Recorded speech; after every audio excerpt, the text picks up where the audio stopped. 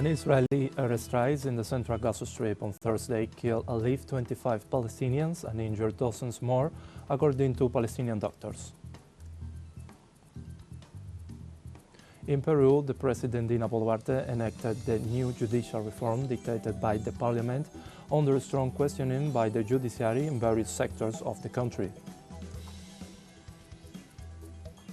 And the United States announced a new $500 million military aid package for Ukraine on Thursday.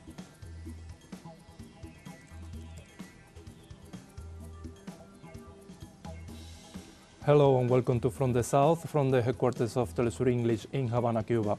My name is Pablo Micheliche. We begin with the news.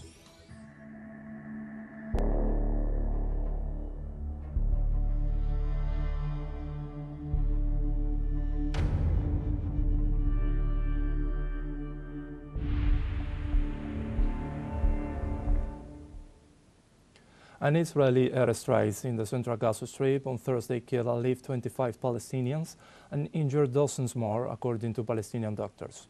The strike targeted a multi-story residential building in the Nuseirat refugee camp just hours after U.S. President Joe Biden's national security advisor expresses optimism about a potential ceasefire. Hospitals in the area reported receiving 25 bodies and treating over 40 injured individuals, many of whom were children. The attack also caused damage to nearby homes.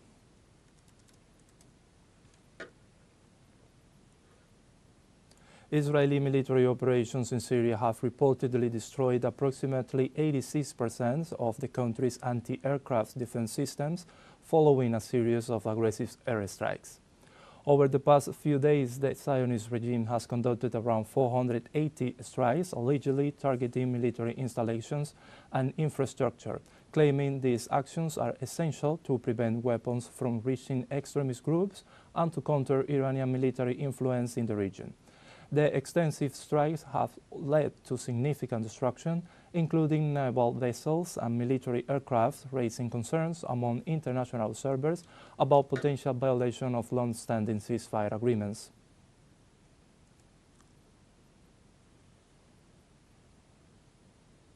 Israel has also destroyed the entire Syrian naval force, taking advantage of the overthrow of President Bashar al-Assad. All the military ships remaining in the port of Latakia in the northwest of the country were sunk in the last 24 hours by the genocidal troops. Despite the appeals of the United Nations organization, the Israeli forces also bombed military vessels in Bania and warehouses in Tartus, causing heavy explosions throughout the area. The Zionist onslaught has also hit several areas in Damascus, which remains under the control of the Tel Aviv allied terrorist group, now renamed Hayat Tahrir al-Sham.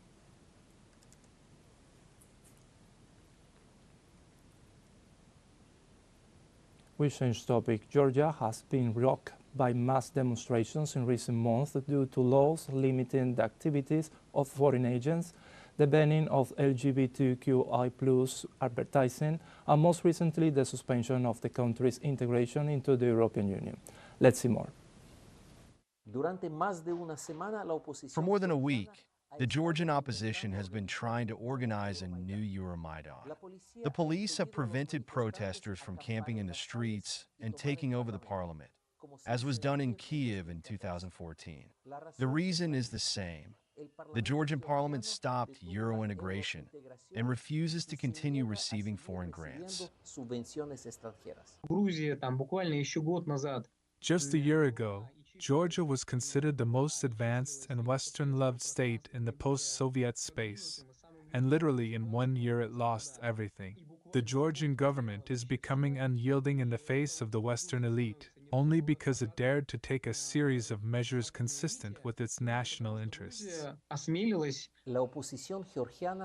The Georgian opposition, led by President Salome Zurabishvili, a French citizen, refuses to accept the election scheduled for December 14th, and even called on school children to take to the streets, as protesters throw firecrackers, stones, and even bottles with explosives at the police in an attempt to cause bloodshed.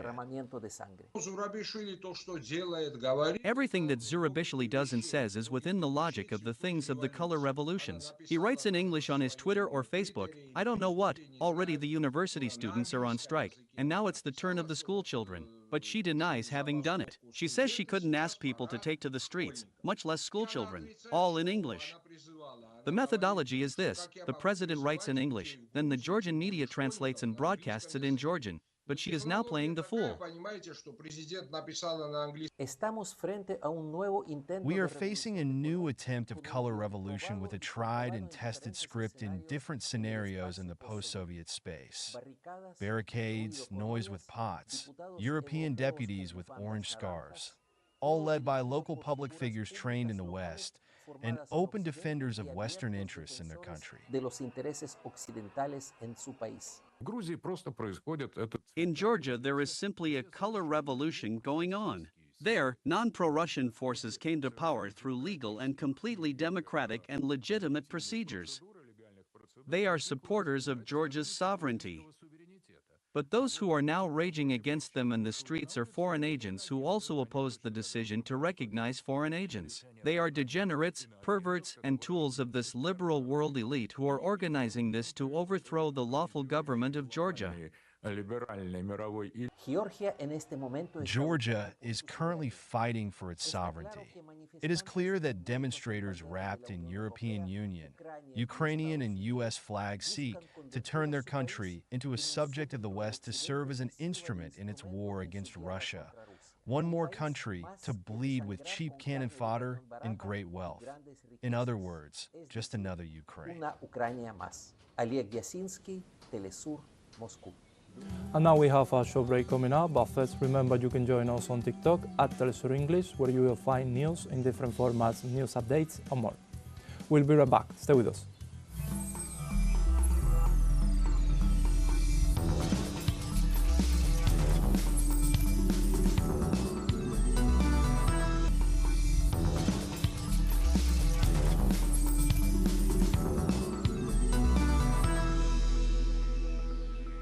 Welcome back to From the South. In Peru, the President Dina Boluarte enacted the new judicial reform dictated by the parliament under strong questioning by the judiciary and various sectors of the country.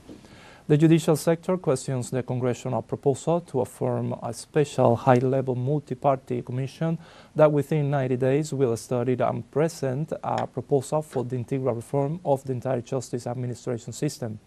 They claim that it lacks support since the origin of many of the problems that the justice systems in Peru is going through are produced precisely by the executive and the legislature. They also affirm that the reform favors criminal organization and corruption.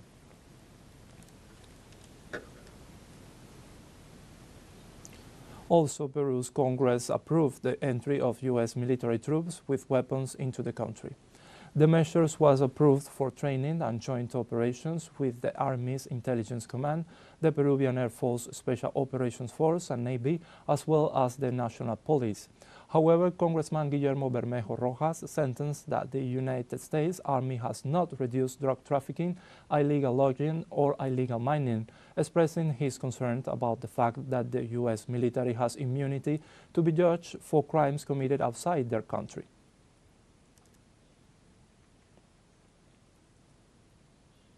We go to Venezuela. President Nicolás Maduro led the inauguration of the Humberto Fernández Morán University of Science. During the event, the Venezuelan leader affirmed that the new university institution will have the objective of promoting science and fostering the study of artificial intelligence in the face of the aggressions of the United States and its Western allies. Likewise, the Venezuelan head of state assured that the 16 careers that will be taught at the UNC, ranging from nanotheology to philosophy, will have the mission of building a new modernity in the country, far away from any Western doctrine. Likewise, the Venezuelan leader reaffirmed that the old model of Western civilization is in decadence and is causing a strong crisis in humanity.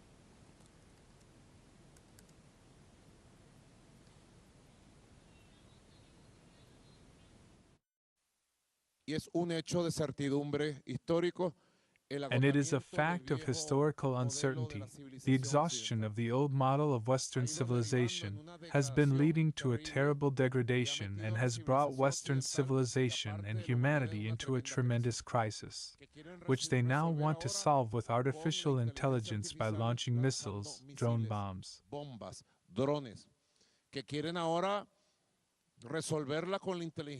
Which they now want to solve with artificial intelligence by managing social networks, states of opinion, states of mind. There is a decadence.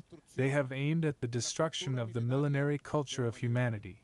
They have aimed at the destruction of the nucleus of the family, of the values of the family.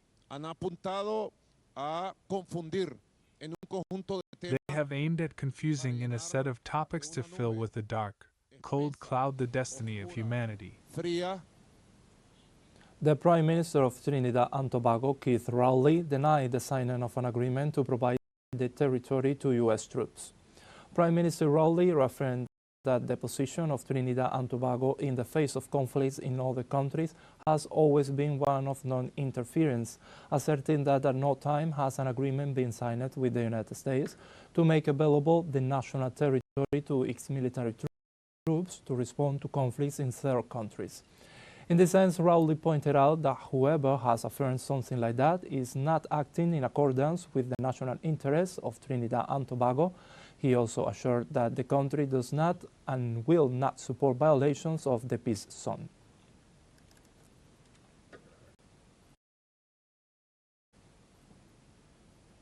Organized labor unions in Panama marched to the National Assembly headquarters in rejection of Bill 163 to reform the Social Security Fund. The members of the labor unions pointed out that the purpose of the mobilization was to demand the government to withdraw the law. Spokespersons of the social movement affirmed that the measure is detrimental to the workers and their families, and therefore they will not allow the financial reserve to be taken away, nor will they allow the privatization of the only public entity for the care of retirees. In this context, the National Confederation of Independent Union Unity said that it will initiate proposals to have dignified and quality pensions in addition to medical benefits. Now in Guatemala, the second trial in the Ixil genocide case faced the risk of going unpunished. The legal defense of the former military chief of operations, Manuel Benedicto Lucas Garcia, was able to annul the trial through trickery, according to the victims' families. Let's see more. Los operadores de justicia en Guatemala. Justice operators in Guatemala are institutionalizing impunity due to the annulment of the second trial for the Ixil genocide against retired military Manuel Benedicto Lucas Garcia, warns the Association for Justice and Reconciliation. Justice is not only co-opted, but there is already a de facto amnesty that is freeing the military with respect of the responsibility for the genocide they committed against our peoples. La defensa de Lucas García presentó. Lucas Garcia's defense filed a challenge against the trial court, alleging its impartiality. Despite having no legal grounds, the First Appeal Court accepted the appeal, according to a plaintiff lawyer. The court is removed from the trial, and a new court is appointed to hear the debate, which, let us say, leads to a situation of annulment of the debate stage and orders a repetition of the debate. El juicio fue suspendido a finales de noviembre. The trial was suspended at the end of November of this year, after 7 months of hearings in which witnesses, mainly women, had to relive the horrors experienced during the genocide in Guatemala. They did not come to lie, because they suffered in their own flesh. They saw it with their own eyes, all that happened in that region. Manuel Benedicto Lucas García, de 92-year-old Manuel Benedicto Lucas Garcia is accused of designing the counterinsurgency strategy against the Mayan exiled people in Quiche in the 80s. Paradoxically, President Bernardo Arévalo recently gave economic compensation to a group of military veterans of that era. De veteranos militares de esa época. Triste ver It is sad to see that the paramilitaries are receiving compensation from the government. However, the victims of the armed conflict who have been in the struggle for more than 40 years have not been able to get compensation from the government. Por otro lado, el colectivo Guatebelga. On the other hand, the Guatebelga collective has requested the extradition of several former high-ranking military commanders, including Lucas Garcia, in relation to another case for the murder of Belgian priests and missionaries during the 36 years of military repression. Santiago Botón, teleSUR Guatemala. And we have a second short break coming up, but before we invite you to visit our YouTube channel at teleSUR English. There you will be able to rewatch our interviews, top stories, special broadcastings and more. Hit the subscribe button and activate the notification bell to stay up to date on the world's most recent events. Final short break, stay tuned.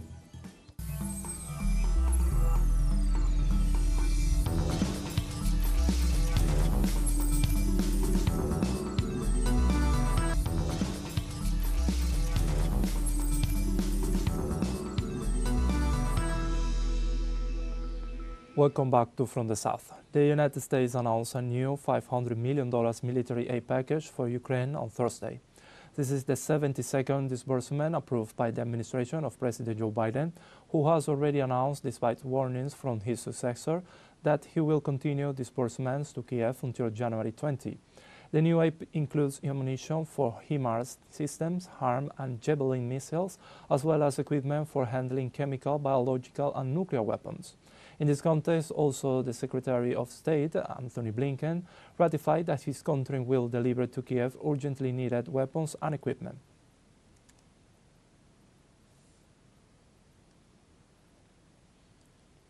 Now in Spain, the case of the alleged fraud of the partner of President of Madrid, Isabel Díaz Ayuso, has unleashed a political and judicial crisis with the indictment of the Attorney General of the state for the first time in a democracy.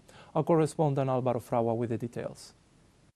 The alleged fraud of more than 350,000 euros of Alberto González, partner of Díaz Ayuso, has resulted in the investigation of the State Attorney General for the first time in democracy, after the leak of some emails between the lawyer of Alberto González and the public prosecutor's office, where they recognized the crime. What is happening in Spain is extremely serious. What we have learned these days is that there has been a state operation against a political adversary. This is unbecoming of a member country of the European Union. Ayuso denounces a hunt from the highest magistracies. Meanwhile, Sanchez defends the performance of the State Attorney General, Alvaro Garcia Ortiz, and points the finger at the Popular Party. We respect the decision of the Supreme Court, but we support the action of the Attorney General of the state. When is the Popular Party going to ask for explanations and demand accountability from the President of the Community of Madrid, who is the partner of a confessed criminal? The State Attorney General has not been the only one to be tainted. The former leader of the Spanish Socialist Workers' Party in Madrid, Juan Lobado, resigned because of the leak and the party's loss of confidence on the eve of its 41st Federal Congress of the Socialist Party. What happens in Madrid for those who are listening to us? The power is concentrated in Madrid, the economic power, the financial power, the media power too, the big transnational capitals. So if you put all the power in Madrid and give it self-government, you turn its president into the president of power. An analysis that emphasizes how political, media, and judicial operators act, and that the State Attorney General also hinted at. We prosecutors handle very sensitive material, and we also handle a lot of information. I assure you that if I wanted to harm a certain political spectrum, I have plenty of information, which of course I will never use either to insinuate or to leak or to say anything. In recent years, the image of the judiciary has deteriorated precisely because of political interference in operations. If you touch financial powers or the partner of the president of the power, you are going to have a cascading response from all the powers, also within the judicial ecosystem where some judicial operators act as political agents. It is the state attorney general himself who ends up being indicted. This is not a minor thing. This reveals that in Madrid there is more concentrated power than in the government of Spain and in the state institutions. According to the analyst, the biases and systemic weaknesses of the judiciary in Spain could be a cause of these anomalies. In Spain, there are biases in the resolutions of the judiciary, and it has to do with how justice is structured in its own access, in its own class composition, in its own gender composition, and its tradition inherited from even before democracy and the moment of the democratic transition. In the midst of this political and judicial storm whose end is still uncertain, Ayuso remains in her post. The consequences are concentrated on those who have denounced the case, and Madrid remains the epicenter where much more than regional policies are decided. Álvaro Fragua, desde España, para Telesur. The alleged fraud of more than 350,000 euros of Alberto González. His country after defeating the Chinese Dian Liren. The chess prodigy has become one of the stars of his country after defeating the Chinese at the World Chess Championship. The 18-year-old has become the youngest chess champion in history. Gukesh lived up to his status of favorite in this year's championship final held Thursday in Singapore and smashed the record held by Russia's Garry Kasparov, who was 22 years old when he became world champion in 1985. The event has been a dream come true for Gukesh, who at only 12 years old became a Grandmaster of India and who 6 years earlier had declared his intention to become the youngest champion in history.